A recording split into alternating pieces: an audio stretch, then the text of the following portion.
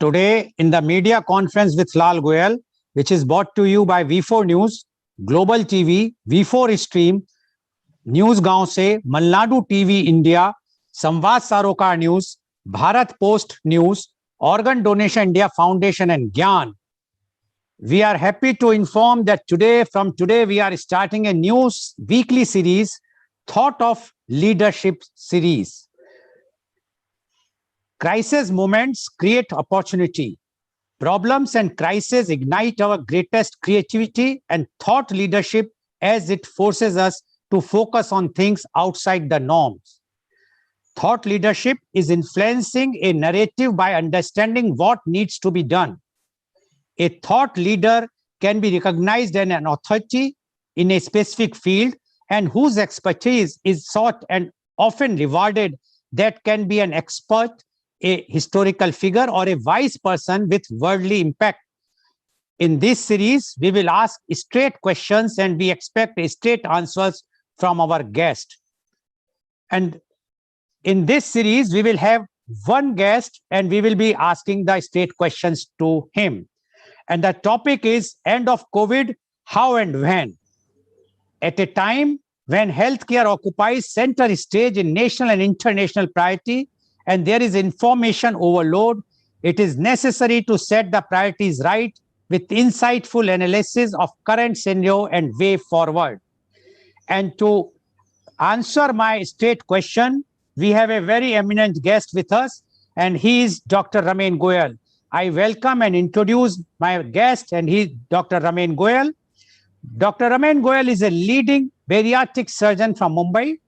He is the immediate past president of Indian Association of Gastrointestinal Endosurgeons, IAGES. He has recently conferred the honorary FRCS by Royal College of Surgeons, Edinburgh. He has published many research articles and book chapters and is editor of many scientific journals. During COVID times, he formulated national surgical and endoscopic COVID guidelines. He conducted COVID training programs for surgeons and family physicians. He also conducted a randomized controlled trial on the role of zinc in COVID patients. He did online consultation of COVID patients. He led a COVID task force of IAGES to distribute 50 lakhs worth aid material during first wave. Welcome, Dr. Ramen Goel, on our show. Dr. Ramen Goel, being the first thought leader in this series, I am going to ask questions about the topic that is end of COVID, how and when. And I expect that you will give a straight answers without hiding anything so that our viewers will get to know the real facts. So I am starting the question. My first question to Dr. Goel is, as per the reports, obesity and diabetes are one of the main reasons for COVID-related deaths. As a bariatric and diabetic senior surgeon, do you agree with this? Good morning. Thank you, Mr. Goel, for this privilege of being the first guest on your new series, Thought Leadership series. I think it's a great initiative because, as you mentioned, that there is so much information overload that clarity of thought is required in various fields, especially so in COVID. And what has happened is that over a period of time, last 1.5 years, doctors are behaving like public and public is behaving like doctors because of the information that's available in the media. And we need to remain clear about our roles. We should not be taking each other's roles. And since people know so much about COVID, I'll be talking today mostly about way forward, what will happen from now onwards, because everybody knows almost everything about COVID treatment, prevention, vaccines, because everything is available in public domain. As far as obesity and diabetes is concerned, now this is a very important issue. I've been practicing obesity management for almost 21 years now, and I was president of National Obesity Association in research of obesity in 2007 to 9. And this is one sub area which is underrepresented or under discussed in our country, primarily because there is so much poverty and malnutrition. It is considered politically not correct to discuss about obesity in India, because naturally people say people are dying of hunger. Why are you talking about obesity? But the fact remains that there is a huge population of people in urban areas and even in rural areas who are putting on weight. And it is being reflected that we are also very high in diabetes percentage. India has somewhere, the state where you are sitting now, or in Tamil Nadu, almost 20% of the population is diabetic. And no country can afford this kind of diabetes percentage, because even in US, when it crossed 6%, the government started saying we can't afford managing diabetes in USA. So I think obesity and diabetes are a major problem in our country.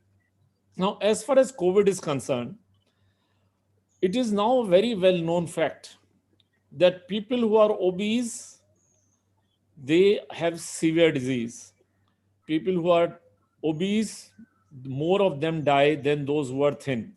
Now, this has been established not only in India, worldwide. I mean, when the first wave hit USA and Italy, a lot more people died there, because a lot more obese people died there, because there are obesity related complications, which could be anything, which could be diabetes, which could be breathing difficulties, which could be managing a ventilator. But more people are dying because they're obese.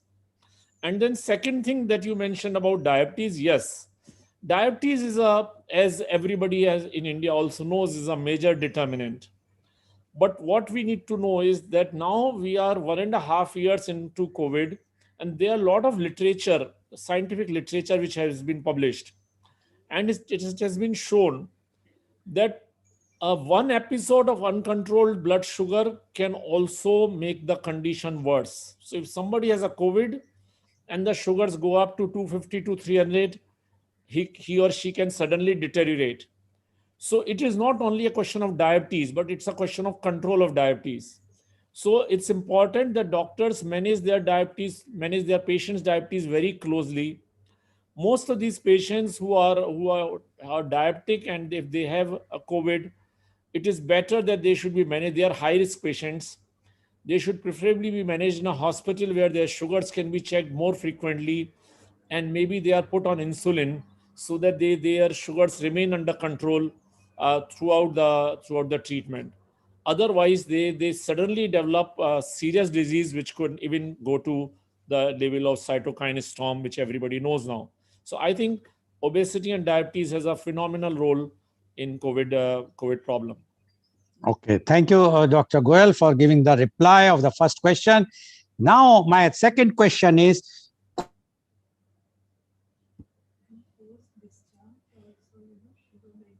It seems that Mr. Goel's internet is not working. So, as we were talking about obesity and diabetes, the it is also a question of discharge of the patient from the hospital, and that is where they should be managed after discharge. Also, their sugar should be better controlled. scared and wondering. Mr. Goel, I had lost you. Sorry. Yeah. I think I have not asked the proper question. You got my question, or shall I repeat it? No, I didn't get the question. Okay, the question is, COVID has affected every second household in India. Families are hurt, scared, and wondering, what about daily new cases and COVID deaths in India? And what about non-COVID patients in India? So, this is very tragic that so many people lost their lives, and it's tragic for their families also, because this is a major issue, and we need to take care of and support those families who have lost their near and dear ones. I think our country has been ravaged more than any other country. USA had more numbers, but the severity and ferocity of the second wave was much more than any other country has faced, and the amount of deaths which have happened. So I think it's a major problem. I missed out the second part of your question. Can you repeat that, please? Yeah, second part is what about non-COVID patients? Okay, so this is a issue that patients are facing, and doctors are facing it now, because there are people, let's say a cancer patient who had an early cancer and got delayed treatment, either because the travel was not allowed, or could not approach a doctor in time, or the cancer facility was not available, cancer treatment facility was not available in his or her town. Fortunately, hospitals like Tata Memorial Hospital continued to work even during first wave and through the lockdown. But many people who could travel to Mumbai for the treatment with them could not come, and they are facing a problem because they probably have now advanced cancer, and somewhere where they could have been saved, their lives could have been saved, they cannot be saved. Same thing applies for so many things. It applies for tuberculosis, it applies for diabetes, and these are the people who need help, immediate help.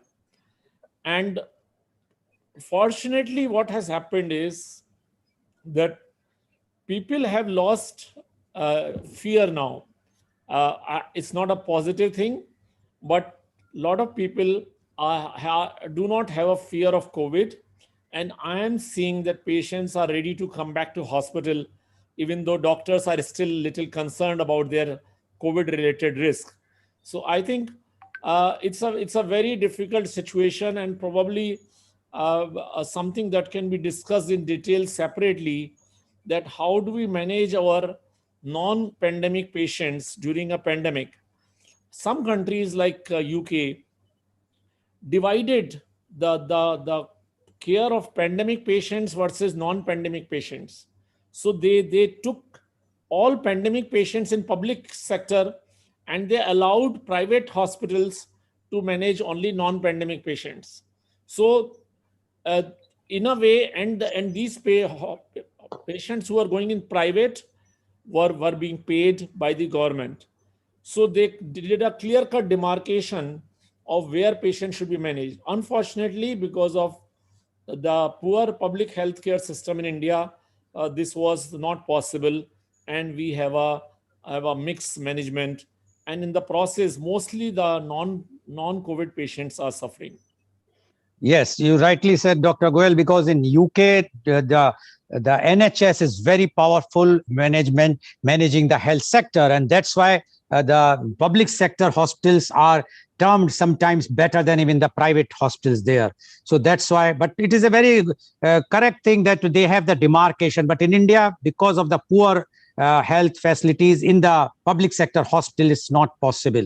Anyway, I think now the government will think and make a new policy how to be done, because we don't know how now when the next waves will come or another pandemic will hit. I think, Mr. Goyal, one thing that can be done is, since the health related awareness is at its peak in our country, for the first time, people are interested to know what are the health benefits the government gives. Government is so sensitized, corporates are sensitized.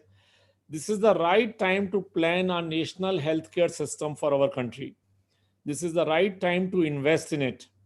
Maybe if you want, we can have another program with you where we discuss what are the options, how this should be taken forward.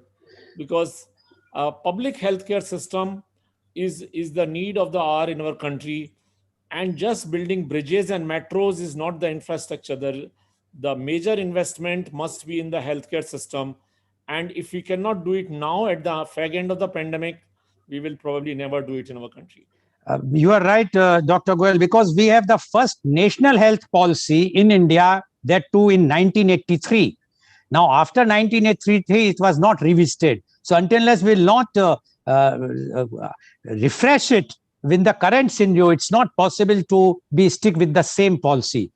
Uh, okay, now my next question to you is, will still we still have almost 1 lakh new patients every day. And states have started lifting lockdown. I think yesterday it's about 80,000 plus, so approximately 1 lakh. But states have already started doing lifting lockdown. Is it the right policy in context as experts are already talking about the third wave, or the state should continue the lockdown till we will have everyone is vaccinated and the third wave will not be there?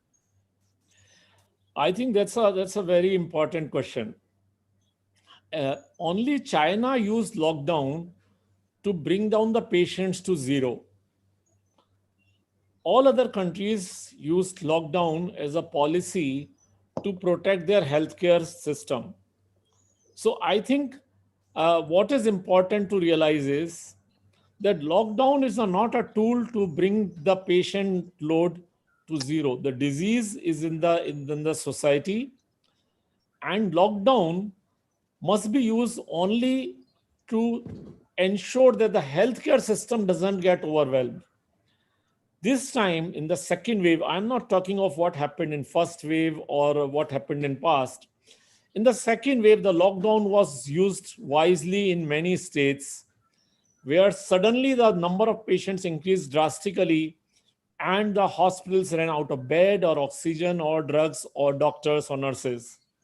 So I think at the moment, as I see it in our country, Maharashtra has developed a wonderful policy, probably the best in the world, if I am allowed to say that, where we have a lockdown measures, and not many people outside Maharashtra are aware of it, where we have predefined lockdown measures that if you're in a city, the positivity rate is above 5%, you are in level 2 city. If the oxygen beds are availability is more than 40%, then you are in level 2 city. And if your positivity is 10%, then you are in level 5 city. And if oxygen beds availability is less than 20%, then you are in level 6 city. So there are clear cut defined criterias, and based on that, the district disaster management officer, DDMO, is allowed to enforce lockdown conditions. And lockdown conditions are defined by the level. So, like Mumbai was in level 3 till yesterday, that means we could open our market from 8 a.m. to 4 p.m. and on weekdays, and the swimming pools and gyms and malls were not allowed to open. Now, if you are in level 7 city or level 5 city, markets don't open. So I think the level of lockdown should be determined only by one criteria: availability of hospital beds and oxygen beds. And this is important to realize, because somehow a narrative is being created that lockdown is the way to save the country. Lockdown is to save the patients. Lockdown is to ensure that every patient gets a hospital bed. No patient dies of shortage of oxygen. And thus, when you say whether third wave can come if you open the lockdown, yes, third wave can come, fourth wave can come, but we cannot remain perpetually in lockdown. We are not China, that where we can have a dictatorial rule. We have to open, we have to work and manage patients as they come. And as the infection rate in the society goes down, the lockdown opens, and as the infection, as the bed requirement goes becomes less and less, the lockdown severity should increase. I think this is the way forward, and we can talk about third wave separately. This is the topic of the thing, so I think we'll be talking about it again and again during your questions. Okay. So, Dr. Goel, what you have mentioned is that the lockdown is to be decided and determined by on a district level basis, not on a nation basis or on a state basis at one time. And there should be a criteria, and the district authority should see how many beds are available right now, and they can immediately impose the lockdown for a week. Then they can assess if the criteria, as you have mentioned, the availability of beds are available, of the oxygen beds or the ventilators. Then they can bring it to upgrade it to second level or first level. But this has to be decided on day-to-day basis or a weekly basis by the districts, not by the states or by the central government. Absolutely, and based on certain defined, transparent criteria. It cannot be on a whims and fancies of one one leader or one officer or one health care leader.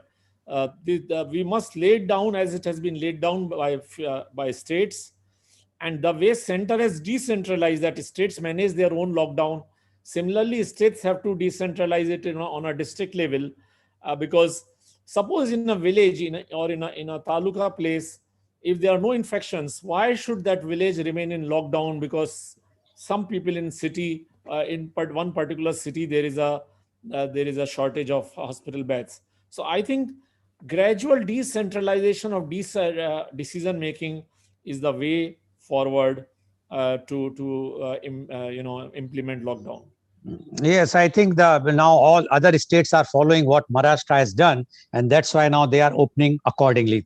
Thank you, doctor, for giving this reply. Now, my next question to you is: so much has been spoken about COVID treatment on WhatsApp universities and whatnot, whatnot. But even the government is changing the guidelines now and then. Almost every week, some new guidelines we are hearing. Those this zinc is allowed, zinc is not allowed. The steam is allowed, steam is not allowed, or whatsoever they are saying, remedies or whatsoever. My question to you is, guide why we cannot have a uniform treatment strategy, or is it because that new researches are giving every day new input, and that's why the government has to change the guidelines? Okay, I think this is again a very important question, very relevant in today's time. First thing is to understand that why guidelines are being changed, because as healthcare professionals, we are learning as we are going through the pandemic. So more research is coming, and as research is coming, the treatment protocols are changing. We all know that. My question is, why it takes so long to change a guideline in our country? If we are aware that things that this drug should be used or should not be used, guidelines should change few months earlier. Guidelines should have changed few months earlier, because this is and they should change based on scientific evidence and not by perception or pressure from the society. As far as uniform strategy is concerned, of course we should have a uniform strategy, and the strategy is again based on the scientific inputs. Again, I keep mentioning UK because I have connection with UK. I know the NHS because my daughter works in NHS in the medicine. The Right from beginning they kept saying that zinc is not to be used.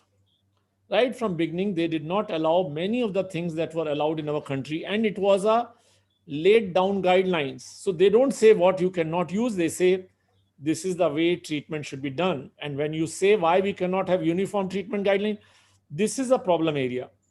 So some doctors in one city are using a drug early because they have seen benefit from this, and in other city they don't use it. I can talk about each of the drugs separately if you have a question about that. Yes, I But have a question. I okay, will ask you afterwards. so First, you just we will go on that. So okay. I think as a and another thing is that this tendency to maintain to avoid fear in the society, this tendency that we should not discuss real issues and try to cover it up so that the people remain positive is not right. We are a mature nation. It is like President Trump saying that I have hidden COVID related problems because I did not wanted fear to spread in the nation. But when he got replaced and the new president came very quickly, they started talking science, and they ensured that the country is vaccinated, the real issues are discussed, that masks are required, distancing is required. So I think uh, understanding, creating guidelines, uniform policy is the need of the hour, and that has to be done at a central level. So earlier I spoke about lockdown as a decentralized tool. As far as treatment strategy is concerned, that is the responsibility of Director General of Health Services of the country to come out with policies and a uniform guideline. And that would have saved. I was listening to a young girl on one of the TV shows who lost her father, who said that she bought a remdesivir for 84,000 rupees a vial. Now, I can talk about remdesivir separately, but what I'm saying is her father was already sick for 10 days, and probably he did not require remdesivir, and this poor girl had to go in the market to buy that from all over, and ultimately she lost her father. So I think if there was a uniform treatment policy at that time, it has come now, it has been modified recently now, she would have been avoided trauma of running around and spending so much money. I mean, she would have probably lost her father otherwise also because he was so sick. But at least this girl would have not felt that kind of trauma. And when I'm talking about that girl, I'm talking about so many people all over the country who have gone through the trauma. When we are talking of numbers, we are not talking of individuals and families who have faced this up close. As a nation, we should be talking about them, not about 70, 80,000 people who are getting infected. We should be talking about every person in the society who is going through the pain of managing a COVID relative in the family. Doctor, although it's not related, this question is not related to our this thing, but still I want to ask you. It has come in the media that now the state governments or the high courts, not the state government, high courts are ordering the audit, death audit of the states. The hospitals' death audits have been ordered by the high courts. And we have found that in many cases, like in Bihar, they have revised the death toll and about 72% deaths have been increased. And now auditing is going on in other states also on the direction of the High Court. Why it is happening in India? Is it a common thing in abroad also? Because what media says or the reports are that if a patient is died after a week or 10 days once he was been treated in the COVID and then he died by the heart attack, he was not termed in the COVID patient death. So is it the same thing abroad all over the world, or it is only in India? I think this is not it is not even understandable. Why should the data be fudged? Uh, you know, one can say that China did not report. This is all a narrative. Maybe they did not report. It's fine, but that does not give us a license to fudge our own data.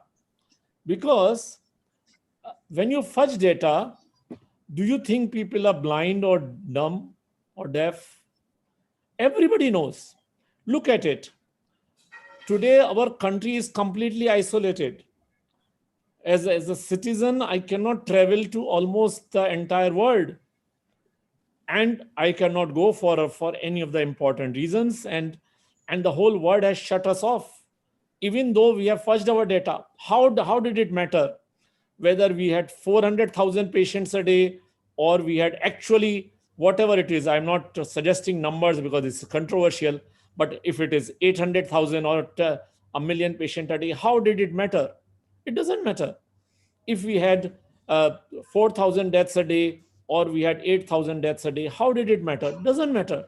Ultimately, the people see through you. The world is so transparent and so connected that anybody can find out what is happening in our country sitting in US or anywhere else. And when you say that audit is being done, how do we know that this audit is real? I mean, I heard a leader from the state who revised their data recently say that we appointed committees and they counted deaths. But on what criteria these deaths were counted? Did they include, as you say, people who died after 2 weeks with COVID related complication? So I think we will probably never know what was the extent of infection in India and extent of deaths. But looking forward, let's not be critical about what happened. Looking forward, a transparency in life is so important. It's not about data only. Transparency in life is so important because if you have correct data, then you can design intervention strategy. Now, you can say that I am aware as the healthcare leader of the country, I am aware what is the actual number, but I'm not telling others. Okay, fine. But how will you implement a strategy if you cannot talk about your number? So I think, and how will you get input of wise people, as you said initially, people who are healthcare leaders to tell you? Because if you are not sharing the numbers, how will the economy be planned if you do not know how many people in a village have died? How will you support them? So I think it's very unfortunate. I'm not saying that it is only India specific, this data management, but this is something that must be rectified on an urgent basis. I'm glad that many decisions are being taken, like we can talk about it, vaccination reversal, and about recent change in guidelines. For that, I It's will high come to time you government again. takes care Yeah. of data handling on a daily basis in a transparent way. Okay. Now I will come to the point which you have raised earlier about the medicines. See, I will name few medicines. Then you can give your reply straight away. Zinc, HCQ, Coronel, Remdesivir, 2DG, steroids, monoclonal antibodies, are so many things. Plasma therapy. Now, when all these things were there, tell me how now and the guidelines are changing. Now you have mentioned about a girl who has lost her father because she purchased for 84,000. Now tell me, if she wants to know who is responsible that she has to spend so much money. If the guidelines would have been earlier changed and would have mentioned very clearly these injections are not required, she should have saved that money. Who is going to reimburse that money? Now this type of questions are there, but what is the correct position today about these medicines? Can you just highlight those things? I think you forgot to mention ivermectin as well. So let's divide Yeah. these drugs into, or supplements into, two groups. The ones which are immunity boosters or preventive medicines, and the treatment medicines. So let's talk about zinc. And I heard an expert on your program talking about zinc almost one more than 1 year back, and I was so taken, I was so impressed that I read about it, and I found that zinc works very well in viral infections, and I started prescribing it to my patients, and I started consuming it myself as well. But then the real issue is there was no study, because nobody had seen the role of zinc and its efficacy in SARS-CoV-2 or the COVID virus. So we mounted a randomized control trial in Mumbai at Wokhard Hospital, where we gave zinc to a group of patients and did not give zinc to another group of patients. And within a month, we could find out that zinc has no role to play in reducing hospital stay or in reducing number of deaths. Now that study is under publication right now, but this is and then all those people, I could say that please don't take zinc. We it has And this has been established worldwide. Same thing is with HCQ, hydroxychloroquine. We all know how the president of the strongest nation advocated it, and many of us started taking it. So one thing was ignorance at the beginning of the wave, and I don't blame anybody for that. We went by whatever we learned from the past literature. So zinc, HCQ, ivermectin, they were the ones who were thought to be effective. But then what happened? Within 4 to 5 months, there were studies, or WHO said that HCQ is of no use, or ivermectin should not be used. But then we kept seeing that state after state officially on their letterheads mentioned that everybody should take ivermectin as recently as 3 to 4 months back. Now, this is where the problem is. This is where the problem is, that the scientific temper, the scientific temper that is missing, is the reason why these problems are coming. If somebody who is a healthcare leader who is advising the government had said that this should be stopped somewhere in September. Millions of people who took zinc, hydroxychloroquine, and ivermectin from September till May this year would have, or October, I'm not going very specific, I'm talking policy, would have been avoided the trauma and the expenditure on this and a false hope that this gives them any protection. You mentioned about coronil. Now, this is again unique to our country, that we are a coronil, which could have been a very good uh, tool overall, not about corona only, because it's an Ayurvedic product which probably boosts immunity. I'm not an Ayurvedic expert, but I trust people, though those who have done the research, should have been shown and marketed as a as a drug which can improve immunity over a period of time. Immunity is not something that works by popping in 2 pills a day and saying that I am now protected against corona or against anything. So I think where we went wrong as far as coronal is concerned is the messaging. And I am aware of states and after states which are buying this product to give it to their people. And it's unfortunate. I can't say anything more than that. It's unfortunate that such kind of decisions are taken.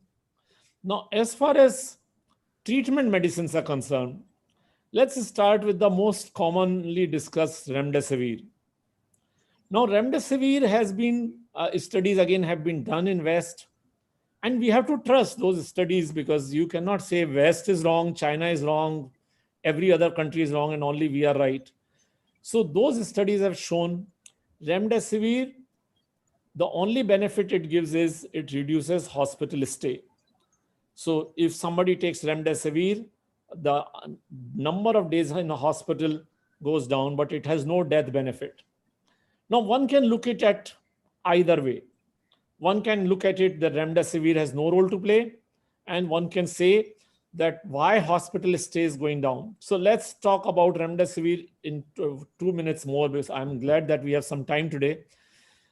In Mumbai experience of physicians and expert intensive care people is that if remdesivir is given early on day 2 or day 3, then people do not progress to severe disease. Remdesivir, as per the experience of people in Mumbai, does not have any benefit if it is given after 7 days of disease. Now, I remember I spoke to one of my relative in Dehradun had this disease, and I spoke to him and I said, please ask your doctor to start remdesivir early so that you don't become severe. He spoke to the doctor, and doctor said, what does Dr. Goel knows? He's a surgeon. You are not severe enough that we give remdesivir. Remdesivir probably has no role once you have a severe disease. And most of us, I also had COVID, and most of us doctors who if they get infected, we get admitted in hospital early and take remdesivir on day 2, day 3. For 5 days, we remain in hospital only for getting remdesivir. Now, this is what I'm saying is messaging issue. It's two aspects of it. One is because remdesivir is not available in the society, you go on the media and say remdesivir should not be used. I completely agree, but give a complete message. Say remdesivir has no role to play if you have a severe disease. Second problem is remdesivir communication. So I found, like this Dehradun doctor, I found so many cities. If you talk to some doctor there and say, I took remdesivir early because the best expert in Mumbai says that you should take it early and it reduces hospital stay. He says, no, we don't give remdesivir, or we don't give this particular medicine. Now, this uniformity of approach can only come when you take away positivity from discussion. When you say these are 2 reasons where remdesivir should be given and not after 7 days. This does not say. And probably this is why I was mentioning that girl, that if her father already had this disease for 7 days, probably he did not require remdesivir. And this is a failure of messaging. And this is where And then what is happening is doctors from Mumbai are not talking to doctors in Dehradun or doctors in Lucknow. There is no scientific discussion happening. All that discussion is happening is on media channels like yours or other channels. And then somebody from one particular group says this is the way the remdesivir should be used or should not be used. But have you taken opinion of people who are really treating COVID patients? Have you seen what are the benefits? And this is the issue. Now, as far as steroids are concerned, nobody doubts that steroids have a role to play if person needs it. But steroids should be given under medical management, and this is nobody questions that. As far as 2DG is concerned, now I never wanted to talk about it, but you mentioned it. 2G DG is a drug which has been under research for more than 10 years. It is not something new that has come out from our defense organization. But this time, 2DG is a drug which has been researched by Patanjali Foundation, by Acharya Balakrishna. Now, that has not been mentioned anywhere, and it has come as a DRDO product which is being marketed. And if you go online and check it out, they were only sponsors of the research which was done by Patanjali Foundation. And already it has never been advocated anywhere in the world. And we'll be very happy if this is effective. But as a doctor, people should see the published data, and there is a opacity about the data at the moment. We hope that this will work, but till that time, this should be used only as a clinical trial protocol in 1 or 2 centers and not on the real patients in public life. As far as monoclonal antibodies are concerned, I think monoclonal antibodies are a game changer. It's approved very early by FDA in USA and has got approved in India recently and is available. Why it is a game changer, I'll tell you. And it's my perception and also the how the literature says. Monoclonal antibodies can be used on mild and moderate patients. So everybody knows today what is a mild and moderate patient. It can be used on an outdoor basis, unlike remdesivir. So if I had COVID, I need not to have got admitted in hospital. I could have gone to the hospital, taken injection, and come back. And it gives relief within 24 hours. It restricts progression to severe disease. So I think, and when this narrative is being created that it's very expensive, I think this is a wrong narrative. It is a single dose product. I'm not advocating it, but I'm just talking scientifically. It's a single dose product which costs 60,000 rupees per patient. It is much cheaper than remdesivir, which is now available, which were available at a very high cost, as we have discussed, and it probably the hospitalization is not required. So I think, as far as these drugs that you mentioned, I have overall covered. If there's anything else, I'll be happy to answer. About the plasma therapy, if you can say. So plasma therapy again has been proved worldwide now that plasma therapy does not have much role to play. But again, as far as India is concerned, in Mumbai, I know Dr. Zarir Odwadia, who is a leading expert and who is contributing in big way in COVID management.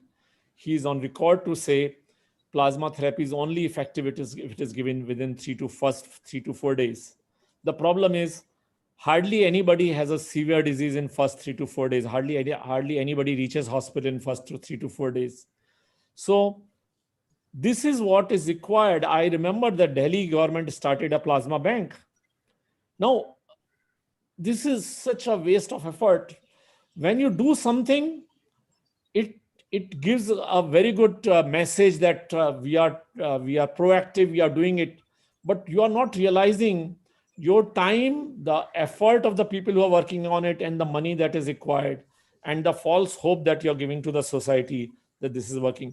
All this is a waste. If that much energy and money has been spent on something more meaningful, probably 2 lives would have been saved in one city, and that would have been a biggest achievement of our COVID management. Okay, doctor. In this, do you mean to say in all these things what we have mentioned, the main reason was the communication, like plasma?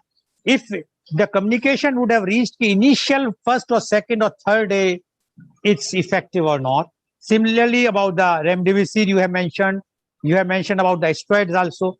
Don't you think it means the treatment should be decided by the doctors, not by the non-doctors, player or the state governments or the central government? So there are two things happening. I don't blame anybody here. Everybody is a beginner in pandemic management. So there are two things. How do we learn about management of one particular cancer, let's say lymphoma? Government doesn't decide that. Nobody talks about it. So if I do some work in Mumbai, I present it on a platform where other people from other states also come and say, Dr. Goel, we have also worked on it. This is our experience. And we share experience and we decide among doctors, this is the way forward. And that is how the disease protocols are established, literature and discussion among doctors. But what has happened? There was an overdose of communication between government and public, but there was a complete breakdown of communication between doctors and doctors. So the communication channels between of treatment, because when the government or a policy is coming directly from center, nobody can violate. If a healthcare chief of, let's say, any state, let's say Uttaranchal or Uttar Pradesh or any other, Maharashtra, gives a written directive that ivermectin has to be taken by everybody, what will a poor doctor do? Will he go in jail by saying that you should not take ivermectin, which will be considered as a wrong decision by the doctor? So I think the authority is Director General of Health Services. He should have been in the forefront. Doctors should be encouraged to have interaction between them about the drug protocol. So intensive care from, let's say, Mumbai expert from Mumbai should be talking to intensive care experts from Mathura or Agra or every other city on a Zoom platform. You don't need to travel. It was so simple. So I think the communication went into a different direction, and that put doctors on a defensive, that we will only follow what we are being told. And that led to a situation where we are at the moment. But I'm glad that this is being realized and corrective decisions are being taken. Okay. Now we are moving to the post-COVID complications. Doctor, we have found that the many patients died through heart attack, brain stroke, and many other diseases. Could they be avoided? And why they have died? Because of the COVID, or because according to the government data, they have died because of the heart attack. But as you know, and now even the High Court has also directed. Do you think this is the reason is of the heart attack is one of the reason is the COVID, and we would have avoided this thing? It's a very difficult question to answer, let me say, for various reasons. One is, we must realize this is a novel virus. No, novel is not in terms of novelty. Novel is in terms of this virus goes into the lining of your blood vessels. This enters lining of the blood vessels. So this is the only virus which goes there. And when it enters into lining of blood vessels are everywhere. Blood vessels are in heart, which we call as coronary arteries. Blood vessels are in kidneys. Blood vessels are in pancreas. Blood vessels are in brain. So one hypothesis, why I say hypothesis, one hypothesis is that these linings, because it goes in lining, it causes inflammation. And that is why people have high blood sugar during COVID. That's why people have heart attacks during COVID or after COVID, or they have brain strokes, or they can have kidney failure, or they can have gangrene of intestine as they are coming now, or they can have black fungus as people are talking. So this is one very convenient way of explaining it, but it is almost impossible to prove. How do you get lining of blood vessel from the heart to check whether the virus was responsible, inflammation was responsible for somebody's death? So it's a very convenient hypothesis to explain. The other hypothesis is, and which is established, is thrombus. Everybody knows in all over the world that COVID causes clots and thrombosis. Everybody knows that. And that can explain that probably these people had a heart attack because there was a clot in the blood vessels, or there was a brain stroke because there was a clot in the heart, in the brain's blood vessel. So that is also another way of looking at it. Now the problem area again is, and this is again unique to our country, uh, is there a protocol that every patient who is admitted or who is at home is assessed for their thrombosis potential? That means, because of COVID, am I at a higher risk of forming clots in my blood? No, everybody should be assessed. Even if he had symptoms only for one day, this should be assessed. I'll tell you by my own example. I had fever only for 36 hours. I was very early in second wave. I was in February admitted for to get remdesivir.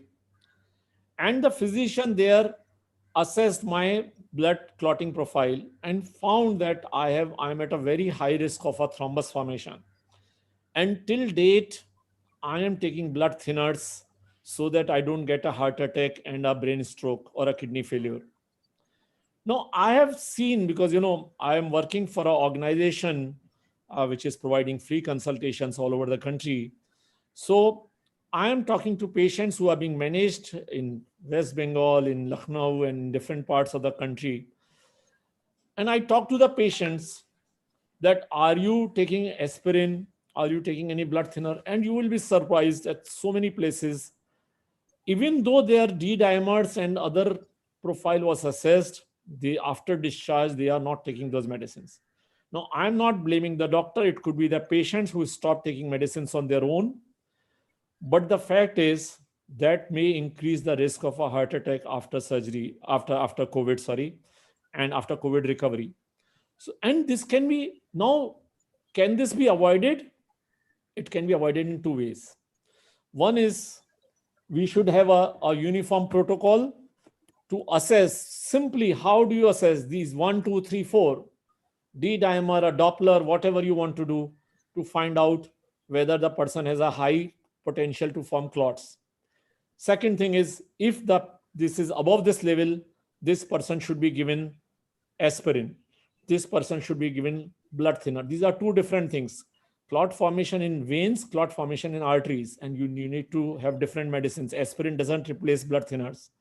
Now, this is something that doctors should be talking to doctors and getting implemented.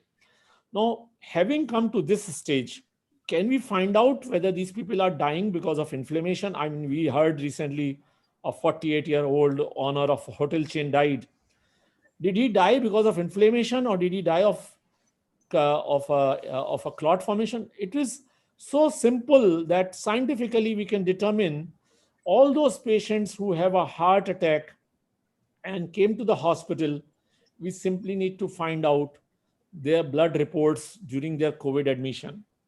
We simply need to find out whether they were taking blood thinners or an aspirin after that or not. And if we can find this survey, and this survey can be finished in 1 week, it will not take 6 months, 1 week. We just need the authority to do it and somebody to do it, implement it. And in 1 week's time, we can find out that if 100 people got heart attack, and if 80 of them were not on blood thinner, we know the answer, how to avoid it in future. But the problem is, who will do it? How do you get access to data of patients? Because this is so tightly controlled that it is impossible to break through the breakthrough access. So if I want to find out people who got heart attack in let's say in Delhi, I cannot access the contacts of the patients. I cannot access it. So this is what is required: a central, quick scientific assessment of these people. And probably we can, probably, I'm not saying, I may be wrong, but if what I believe, that the blood thinners and aspirin could, few deaths might have been avoided. Who knows? Okay. Now, my next question regarding this only is about the black fungus, as you have mentioned. I did a program exclusively of black fungus, and they are asked many questions, and there were so many reasons. And although the doctors try to give the answers, but their answer is again that research is not complete. And the reasons which were given earlier or now also is diabetes, steroids, zinc, steam, industrial oxygen, hygiene condition, even mask. But what is the real reason, doctor? Okay. I think each of these issues that you are raising are a matter of debate on national channels for hours. No, But first thing, one more let's, thing, yeah. why only in India so much? We have not seen. After all, COVID was there everywhere in the world, across the world. Even the second wave was there, and but we have not received any such type of informations from UK or USA or any other countries. Mainly, we are receiving in India the deaths due to the black fungus.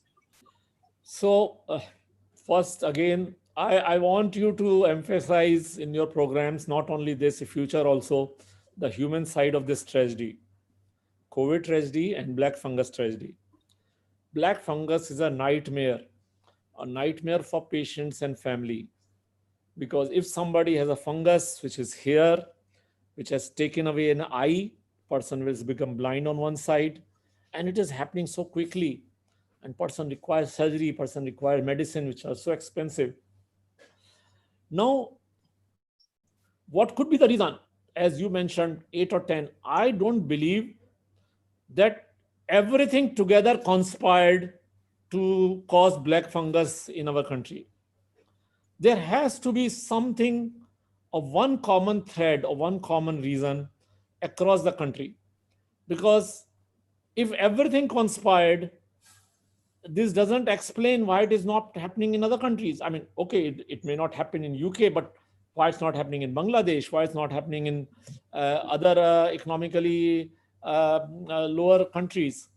So I have always of a belief that there is always a simple solution to a complex problem, and there has to be a common thread running across these black fungus patients, whether it's happening in Maharashtra or Delhi. I think, and this is again, you know, it's a matter of, and I'm talking in a different way because I've always been on the academic side.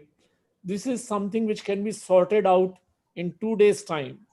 You don't need to discuss it on TV channels anymore. How it can be sorted out? Every government knows how many black fungus patients are there. Most of them are 100% of them are in hospitals. We simply need to give them a survey. It could be a Google form where we say, did your relative received steroids, which can be checked from their discharge notes? Did they receive? Did they receive? Is he diabetic? All those things that you mentioned. And one of the things that can be also checked: did they receive industrial oxygen? And if we get these survey forms within 2 hours, we can find out by a scientific assessment what is the common thread across these 15,000 patients across the country. Now, the reason why research is so important, unfortunately, I cannot help these people. I mean, these people will are destined to have a complication and 40 to 50% deaths. But if we know what is the common thread, we can avoid it in future. Now, is it known? We don't know, because if unless we say, and that there is an element of responsibility fixation. Suppose it is found out that, suppose hypothetically speaking, that industrial oxygen was responsible. At least in future, we will not use our industrial oxygen and families will not suffer. And this is why research is not needed, is needed. It may have an implication in terms of responsibility and cost to the government or to the people responsible. But that's a very small price to pay, because do no harm is the first requirement of medicine. So we must be talking openly about it, bring out the facts. And if it is diabetes, we know then that diabetes is responsible, and then we don't blame industrial oxygen. But we must do a transparent and honest research and a survey. And in 5 days' time, we can establish what was the responsible. There's another reason which is not discussed. Where are these people coming from? Because I have not seen black fungus from our hospital, which is a tertiary care hospital, private hospital. So is it happening from public sector hospitals? Is it happening in corporate hospitals? Are majority of patients coming from corporate hospitals, or are they coming from small nursing homes? We must know that there is nothing to hide about it, because if hygiene is the issue, we know what needs to be corrected. But if we have 6 reasons to blame, we are shooting in dark, and we cannot decide take an interventional approach. Okay. Now, I think I have lots of questions to ask, but the time I have to keep that check. Now, I'm coming to a very, very important question, that is about the vaccination. See, the vaccination has become a bane for Indian policymakers. From a major donor, India was a major donor to poor countries through COVAX, we have become a recipient today. And although now the government claims that we will be able to cover the entire country by the December end, but why this mess? What was the reason? Can you just highlight about this, about the vaccine, and what is the situation of vaccine, and whether what we are doing is correct or not? Because the reports came the day before yesterday in the media that the WHO has not approved our Bharat Biotech vaccine. Now, those students who have already taken vaccine, they are not allowed to go to US, and other countries are not accepting those vaccinated students. Only the Covishield is approved from the country. Not even the Sputnik is approved till now. So when this is the situation, why it has happened? What is the real reason? If you can highlight that also. So I think I will not go into why it happened and what were the reasons. So much is being discussed. I think public knows it better than us. Everybody is aware, and I don't think people will forget this easily. Uh, the whatever happens, vaccine has become an Achilles heel for the country. And let's not go into details of when the orders were placed, uh, why overseas vaccine country the vaccine manufacturers were insisted to do Indian trials, why the literature is not being published about the trials. But let's look forward. We know that vaccination has been going at a pace which is not desirable. But I see in the media, as you see it, that government is expecting about 200 crore vaccines in next 6 months, 200 crore vaccine dosage in next 6 months. I think that's very encouraging, because that is the way forward. If we could have done it 6 months back, we would have a different way. And what is more important is the pace of vaccination should be 100%. Suppose we are producing 30 lakh vaccines a day, we should be injecting 30 lakh vaccines through our hospitals next day. And so that vaccines should not be kept in storage, because if we keep one vaccine shot in a storage for one day, we are exposing one extra person to a COVID risk. And this is what message must go down, that we must quickly do it. Second thing that I want to talk about vaccination is that since there is a bit of relief from the second wave, fortunately, with all the lockdowns all over the country, we should quickly vaccinate our population. And whom should we vaccinate? I mean, we have to prioritize. We cannot have it a first come, first get kind of situation. Prioritization is required. We cannot come under pressure from the demands. So I think since it has been established that people who are having the Delta variant, which is the most prevalent variant in India, with one vaccination shot, they only 33% protection. the government should be looking at changing its policy quickly to reduce the gap between two vaccine shots. And those who have received first vaccination shot should be quickly given the second vaccination shot, because these people are living in a false hope that they are protected, and uh, any further delay or increase in gap. Now this is Doctor, I have to mention this is a very very important point you are raising. You are saying because the other day only the government has mentioned because the famous biologist Dr. Fauci has mentioned about this thing from USA, and he mentioned about that the gap should be reduced. But the government has clarified, no, as per our expert opinions, the gap need not to be reduced, and you are saying the gap to be reduced. no, what I am saying is not about what Raman Goel is saying. It's about the data that has come on research on Delta variant, which says that AstraZeneca gives 33% protection with first dose, and if you take second dose, it's somewhere about 65 to 70%. So I think uh, at the moment, because these are the people who receive the first dose are probably senior citizen or people who are above 45 years with comorbidity. These are the people who received vaccination in early phase.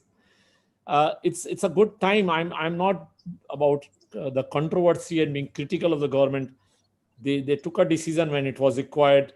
They need to take a decision when it is required now.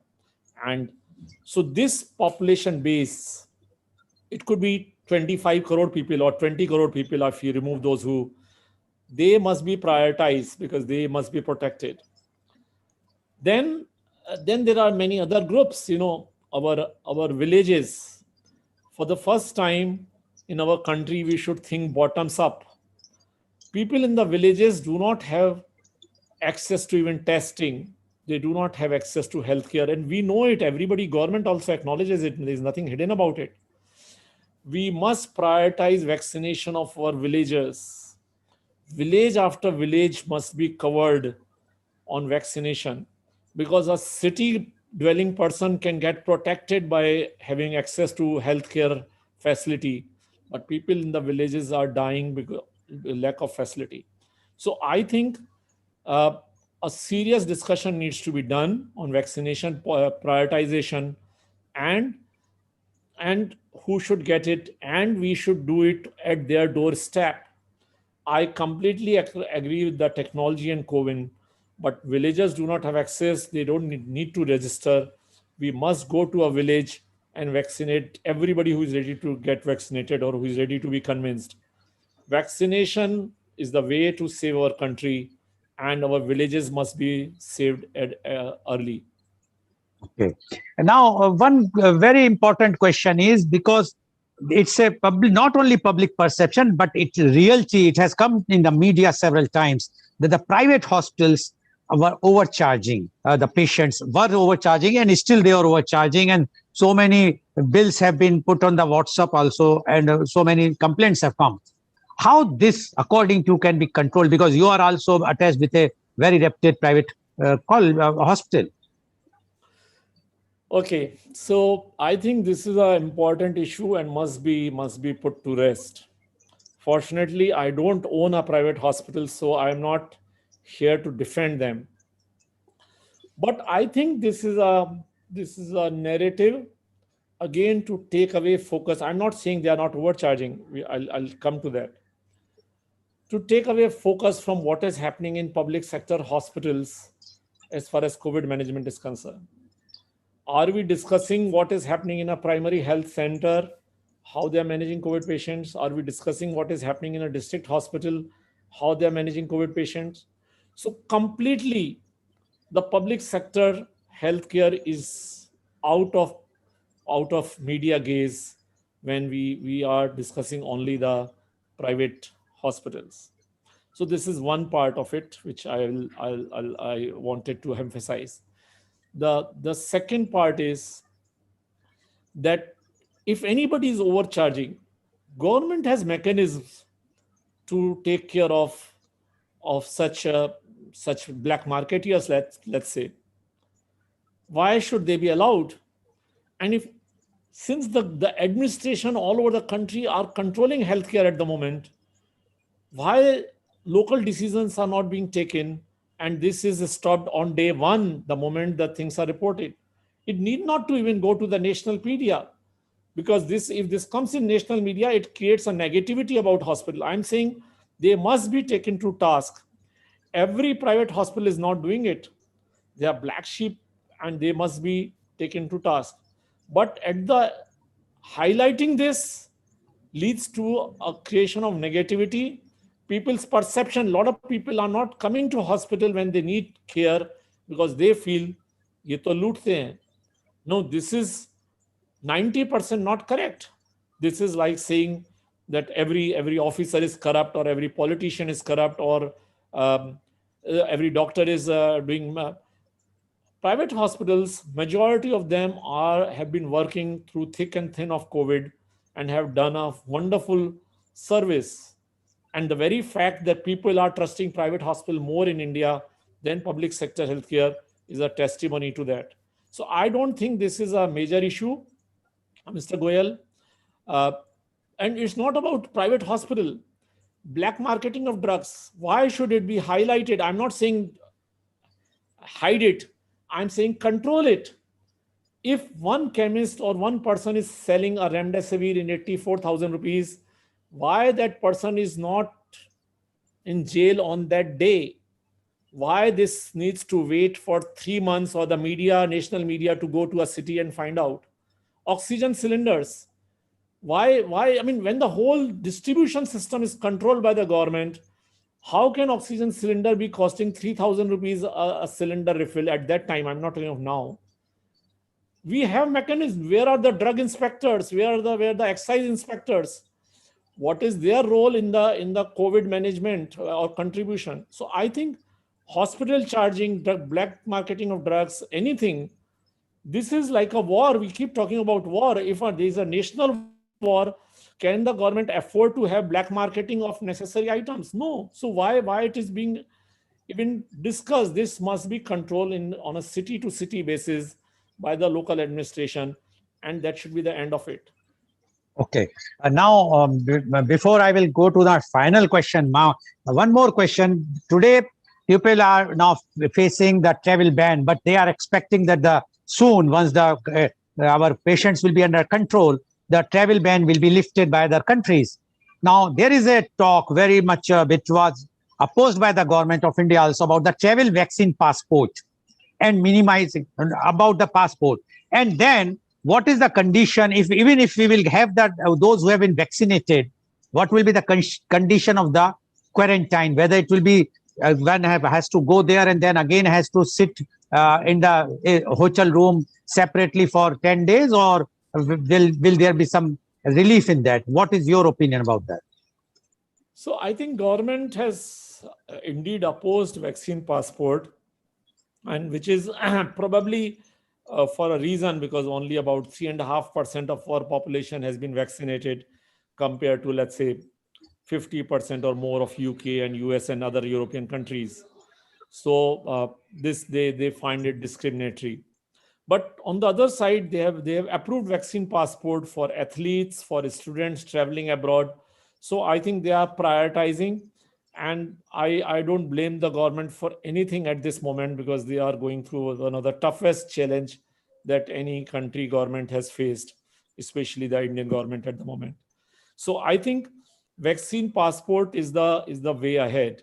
And let me tell you, the only place in the world which implemented it first is Maharashtra. Again, these are the issues which are not discussed. Maharashtra has a system that if you come from UK, I'm talking of UK, which has the maximum problem.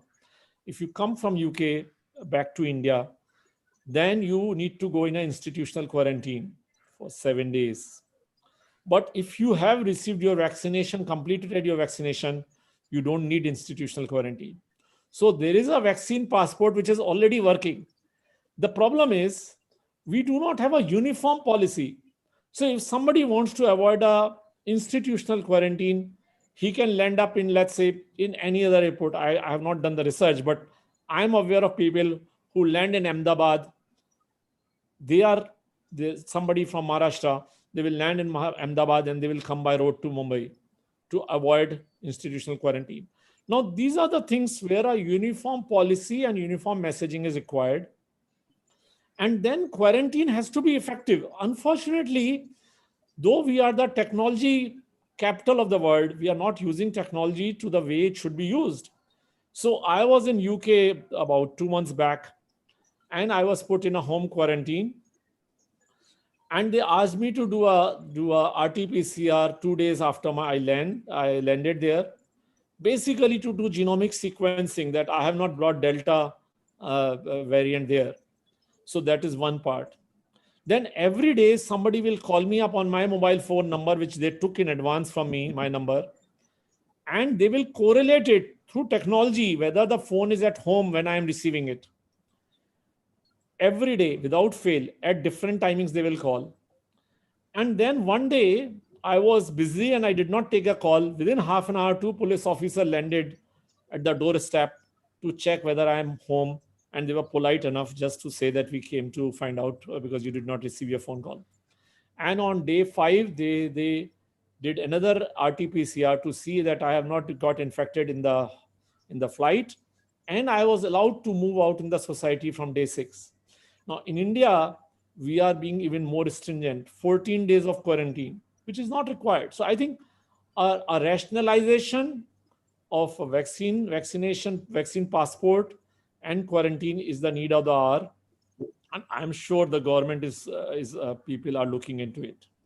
Okay, Dr. Goel, you have given all the straight answers of my straight question, but the billion dollar question, which I am sure all our viewers are waiting to know from you, how and when COVID-19 will get over, way forward, and normal life, when they will go for the normal life. Everybody wants to know this today. So we want to know from you how and when COVID-19 will get over, and what is the way forward, and when we will go in a lead a normal life. You said billion-dollar question, so I would be expecting that transfer soon. I think it's very important to realize that negativity must go out. We should learn from each other's experiences. We should learn from science. And science should guide us, not the narrative. Obviously, everybody knows that COVID is not going away. COVID is not going away. But in countries where vaccination has been effectively done, so I already mentioned that I was in UK recently, they have allowed their citizens to move without mask in open spaces. So all over the country, you can move around without mask. Now, it is not that their cities are not crowded. So if you are in city center, there are lots of people, but most of the people keep a little away from each other without mask. So that can come, that will come. Now, they had this condition when I was there that if you are going indoors, you have to use mask. That has been removed very recently. So you can sit inside and you can eat food. So I think, to answer your question straight, vaccination is the key. If we believe, and I have no reason not to believe, that 200 dosage of vaccines will be available by 200 crore. 200 crore, sorry, 200 crores. 200 crore dosage will be administered. Not only available, they should be administered by the end of this. That means about let's say 60-70 crores will get probably fully vaccinated, and others will have first shot. I think that is the time when we should be looking at, and not only end of December. So we should be thinking that what has happened in UK in this April, the 12th April they opened up, should happen in our country somewhere next March, when people have received the second dose of vaccination. And especially because we have Delta variant primarily. So if government is able to ramp up vaccine procurement to 200 crores for next 6 months, I'm sure they are going to have another 200 to 300 crores vaccine dosage from January to June next year. And So March at the earliest or June next year, we should be back to normal, which means we can sit indoors with families, with guests in restaurants, and have life. That doesn't mean that COVID has gone away. That means we are adequately protected as far as the COVID is concerned. We may still get infection, as I got it after getting my COVID vaccination, but the infection will be comparatively milder and can be managed early. And there are talks about the third wave. Now, when we are talking about the third wave, because you have mentioned about the March and June next year, although there are many states says that we will be controlling, and once it is controlled, they will open everything. They will even they will open the restaurants, because in India the difference between UK and India and other countries are there is no open restaurants as such in the cities. They all are indoor. Outdoor space is not there. While in other countries, you can sit outside and have food. Only the takeaway is there, which is allowed still in the lockdown. They have allowed the uh, home service. So, when do you think the third wave can also be controlled with this vaccination plan, which you have told? So I think we need to understand that how do we prevent disease? We all know mask, do gaj ki duri, and everything. But the learnings that are coming now is that outdoors are safe. So if I go on a walk on a beach, I should not be asked to wear a mask. So outdoors are safe places. Problem is indoors. And if states allow people to in indoor spaces which are air conditioned without adequate ventilation, we are going to have a severe third wave. So I think that the take home message is, I'm not talking advising the government. Governments are wise enough and they have enough information. I'm talking of individual citizen. Takeaway message is that if the states have allowed you to move out, feel free to move out with a good mask, maybe double mask, because the disease is still there in the society. You can do your works normally. Do not take off the mask at any given time. And the maximum risk is when you sit to drink or eat something with somebody who is not in your bubble or not in your family. So if you're going to a restaurant, take a table which is far away from other people and sit with only people who are with you all throughout. So because you do not know whether you are carrying infection in your nose or the person who is your best friend is carrying infection in his nose. So uh, the way to avoid another wave is to restrict indoor activities as much as possible, and that is where the focus should be. Gyms, spas, malls, swimming pools, indoor swimming pools, and things like that, parties, marriages, these are the super spreaders, and these are the places which must go very slow, and where we must restrict number of people. So if there is a hall for 200 persons, we should keep maximum 50% so they can be socially distant, and ventilation should be there. So if it's air conditioned, we should keep the windows open irrespective of the temperature. So I think third wave is likely to come. We might have fourth wave also. The main thing is, with graded lockdown, we should not have the severity of second wave. This is a blot on our face, that we lost people who could not be given oxygen in time. The severity should not be there. Third wave, nobody can prevent. It can only the severity which can be reduced. Okay, thank you very much, Dr. Raman Goel, for giving your very, very straight answers to my straight questions. I'm sure our viewers are quite enlightened and benefited by your answers, although you have tried to give all the answers very diplomatically, saving the even the government many times of the policies, which is in one way is right, because what government is doing, what is the best for the benefit of the country. But one message what Dr. Goel has given is that we as a civil society should also take our responsibility. We should have our own behavior to be improved, changed. We must wear the mask, keep the social distancing, hand hygiene, etc., etc. Then only we will not be talking about the COVID again and again. Otherwise, we will be talking about the COVID for the years and years, and this will be a very bad blot, as Dr.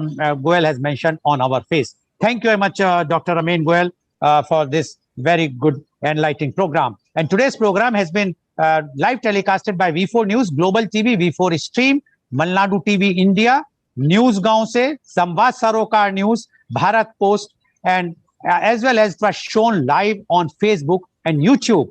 And our endeavor is to bring to you every day new topic.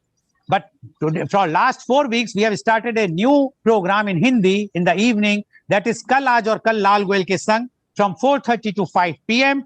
and in which we always talk with an achiever about their own life journey. And today our chief guest is Mr. P. Michael Veda Siromani, IAS, former Vice Chancellor, Rajiv Gandhi National Institute of Youth Development. He is also the former Additional Chief Secretary, Government of Kerala. So please tune in today at 4:30 p.m.